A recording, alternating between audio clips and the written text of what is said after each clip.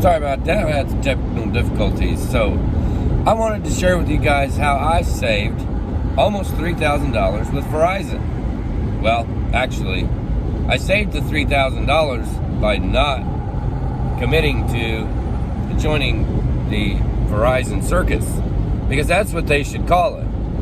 I tried to get 2 new iPhone 15 Pros. They, long story short, ended up screwing up my 2 old phones and screwing up the 2 new phones. They couldn't get the porting correctly.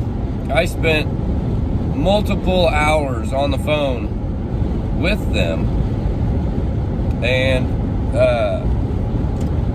they just could not get it right. No matter what they did, they could not get it right. And they ended up screwing all the phones up to where none of them worked properly. So,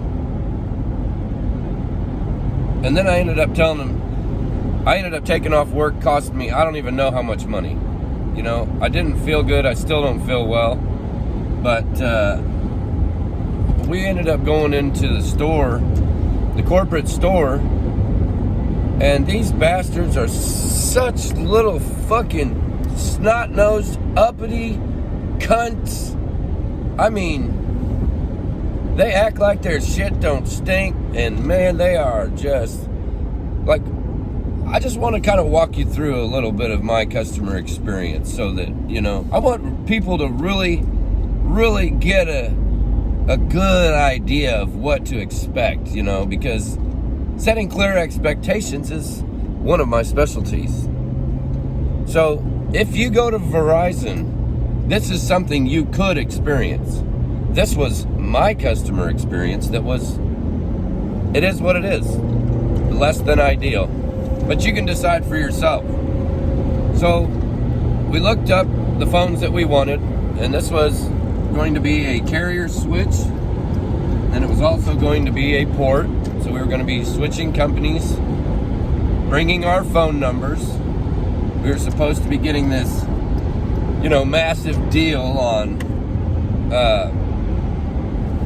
$200 gift cards per phone, $800 trade-in. It was basically to where it was only going to cost us their $70 plan per phone plus $5. And so with the trade-ins, we were able to get it. It was about $5 extra plus $17 per phone for the protective plan. And then ended up paying $350 out of pocket, plus the chargers and the accessories, which is another $200. Only for none of these phones to work.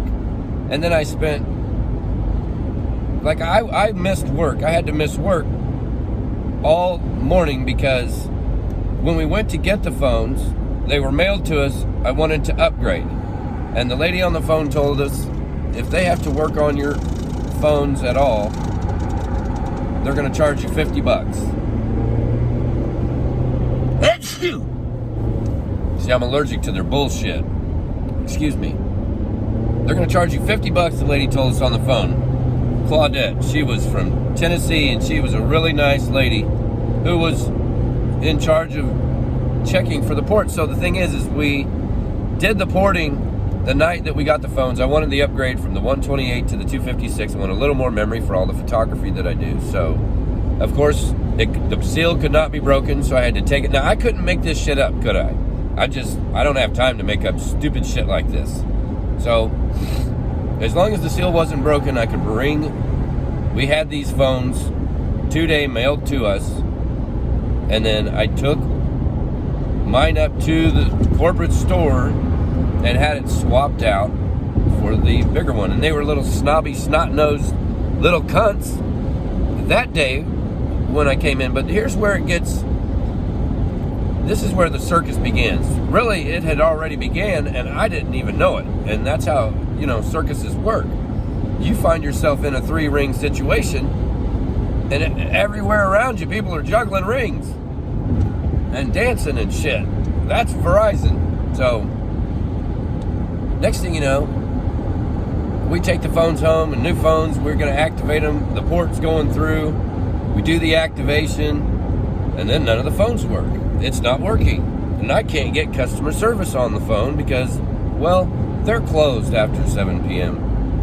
And then maybe they have an international customer service number that's 24/7, but I couldn't find it, and I certainly couldn't get them on the phone. I tried the chat, and I did that for a couple of hours, and that was unhelpful. And so all night that evening, we had no phone service on my wife's phone or my phone. So that was really shitty, and it kind of freaked me out a little bit, and I was extremely upset. And then I figured, hopefully, there's no emergency or nothing happens, and then the next morning we'll call and we'll get it taken care of. The next morning I called and was on the phone until 12 o'clock noon. From 8 o'clock in the morning, they couldn't unfuck our old phones or our new phones. And so I was like, you've got till 12 o'clock to figure it out, or I'm completely walking away from this worry-free. Because Verizon has a policy that you can walk away within the first 30 days, return everything with a worry-free experience. So I decided, because they took so long and they screwed up our new phones and our old phones, we were worse off, and now I was out close to $500 with no working phones, even the 2 original phones that I had when I started. So like my buddy Fancy Pants said, I should be thanking them for saving me almost $3,000, because, and that's kind of what I'm making this video for, so that hopefully I can save, I can't even imagine how many thousands and thousands of dollars other people like me will save just by seeing this video, when they say, holy shit, there's no way I'm gonna, take a risk of going through that just to get some fancy phone. That it turns out the specs, the camera's a little better, and there's a couple other things that are better, but I watched a comp video, and functionality wise, they look the same. And here's another thing. So one of the bigger problems with trying to port a number and make a switch from one carrier to the other is the new iPhone 15 Pro it does not have a SIM card. So when you're trying to port a number from a SIM to a newer phone that is SIM-less, it can be a problem, and it was a problem in our case. And I'm not sure, to be honest, at the end of the entire thing, what the problem was. It never got solved. So I went to the store to return everything, and the people in the store were trying to tell me, it appears it's half ported, and we can fix it for you right now. We just need to go ahead and push this port through, because I noticed that it said Metro T-Mobile on my phone still, on my wife's phone, which meant that the port hadn't gone through, and that's why our old phones were still, our iPhone 11s were still on the old tower, and so they were on the old network. And so I was like, yeah, I don't want you guys having my number all the way ported. They were claiming that the only way to reverse or cancel the port would be for us to force push it through, so that they owned it, and that they technically owned it already. They owned my phone number, and they were saying basically, if I didn't allow them to force push it through, that they weren't going to give me my phone number back, and that they owned it. And they was trying to punk me like I was a little bitch, and I wasn't going to have it. And of course, my wife said something that she shouldn't have said, and then I told her to kind of mind her own business. And then this little cocksucker, Eric Santana, I'm going to call him by the little bitch-ass name that he is, was getting in my personal business, talking about, I shouldn't talk to my wife like that and all this shit. And I was like, why don't you come around here and do something about it? I could not believe, and I have to, say, I lost my patience. I did, in front of my daughter, in front of my wife, in public. I was humiliated because I lost my cool, and things were getting escalated, because this individual was being so fucking rude and trying to tell me they were going to punk me and they weren't giving me my number and all this shit. And I was like, I'm just here. When I went in, I said, I'm here for the worry-free return. That's it. By that point, I didn't want them to try to port. I didn't want them to try to activate. I had gone through it for hours and hours and hours and hours, and I was done. I just wanted my old phone back. I wanted a worry-free return. And somehow we ended up with this fucking borderline domestic situation because I was about to seriously do something. I was about to have a domestic situation up in the middle of the Verizon store, right there in front of my family. Like I was about to, when I think about it, I was about to tell my wife and our daughter to go out to the car. But then, and so now it's being investigated because I called to set these people straight because you can't treat people like this. Like, I ain't just being some Karen. You guys fucked my shit up. You not only didn't provide a stellar customer experience, but you fucked my shit up so that I couldn't just have my shit the way it was before you fucked up the new shit. Now you got to take some accountability, and if you cannot bring the value to the table, you need to sit the fuck down and shut the fuck up. Where I'm from, so losing half a day at work,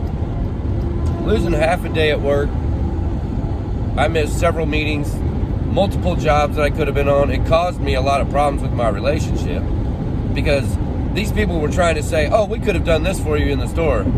No problem, easy. We can do it right now. And I was like, I don't want you to do it right now. I just want a worry-free return. And they kept trying to push me and push me and push me and pressure me to where they got my wife trying to pressure me. And that's when I lost my fucking ever-loving shit. So, what a horrible fucking customer experience. If you've had a good experience with Verizon, drop a comment below. Let us all know how great your experiences have been with Verizon. If you haven't, either way, like and subscribe. I'm Mr. John Lee, and this is just the tip of the iceberg. If you want to know more about this situation or how it turns out, just let me know. But all I can say is I still haven't gotten my money back, but I spoke with the manager and they're going to look into this shit. And I told them if they fire this cat, then I would stay with them. It was so fucking bad. It was so humiliating. And they talk to you like you're fucking, and not even a human being. I told the guy it's dehumanizing, They're little snotty, snot-nosed. They don't look at you. They don't greet you when you walk into the store. They act like that. If it's not something they can charge you money for, they are not happy about doing their job. And so it's like, fuck you, pieces of unappreciative shit. People don't feel like they have to earn your business or really deliver a better than excellent customer experience. People are going to do what I did and walk away. And they're going to tell other people. You guys know this. Everybody knows this. We all know this. Protractors, detractors. It's what we are. We go out and we plug. Word of mouth. So, Verizon, I'm sorry, but you just didn't meet the bar. You couldn't even get my wife and I iPhone 15s like you campaigned. And then I'm not sure that there weren't any FCC violations by completely shutting down our emergency services while you couldn't get your fucking heads out of your ass. So they said they would try to compensate me for my time off of work and all of this, but I told them if they could come up with something reasonable and rational, I would stay with them. But after this experience, I told them, I said, that's pretty much a dog to my family and a dog to me and a dog to all the other legitimate people out there just looking for a legitimate service. So it's probably not going to happen. I'm probably not going to go back with them. And even my wife was just saying, hey, T-Mobile's got the same fucking deal, but I'm so petrified of doing a phone port just to keep my phone numbers with the multiple businesses that I have and shit. what a fucking shit show. It's a dual shit show with 2 phones. So, was it worth it in the end? To me, absolutely not. I wasted time, money, resources. It cost me money at work. I didn't end up with new phones. I'm not sure that my old phones aren't still a little fucked up. And I got to get back to fucking work. I don't know about the rest of y'all, but like and subscribe. Yes.